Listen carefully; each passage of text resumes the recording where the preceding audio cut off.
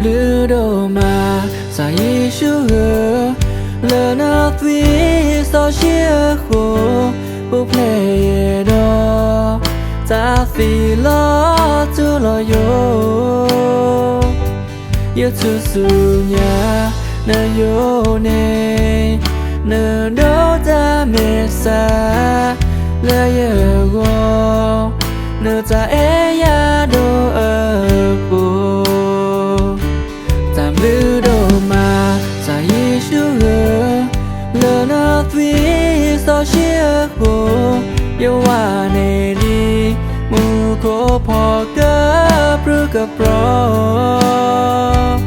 thọ bộ quê đó nằm lưu nở phò quê đó nở ta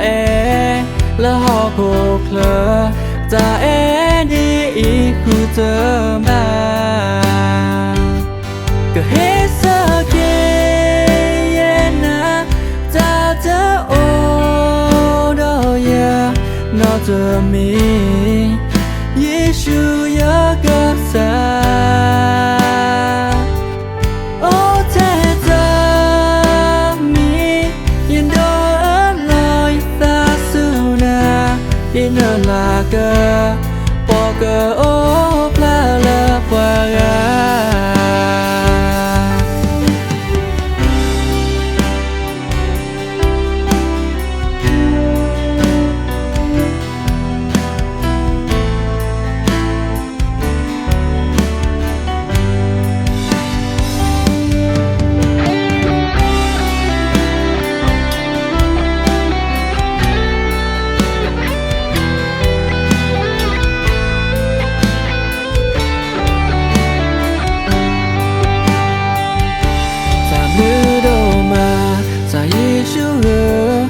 lỡ nó vì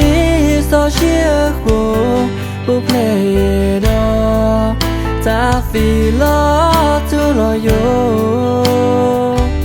yêu su nhà nơi yo này nơi đó ta mẹ xa lỡ yêu go nơi ta ya đồ ở bố tạm lưu đồ mà sa Giêsu lỡ nó vì sao chia khổ yêu hoa này đi mù khổ phò cơ bự cơ pro thọ bộ quê đó nằm lưu nở phò quê đó nở ta là họ khổ khờ ta đi ý khu tơ mà cứ hết sợ kê na ta ta ô đó ya nó tơ mi Giêsu ya cơ sa ô thế ta mi yên đó ở lời ta su na đi nơi là cơ bỏ cơ ô la qua ga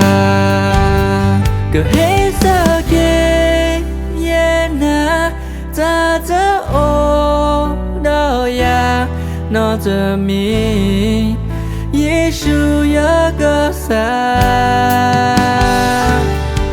ô thế ta mi yên đâu ở lời ta su na đi nơi là cơ bỏ cơ ô la qua ga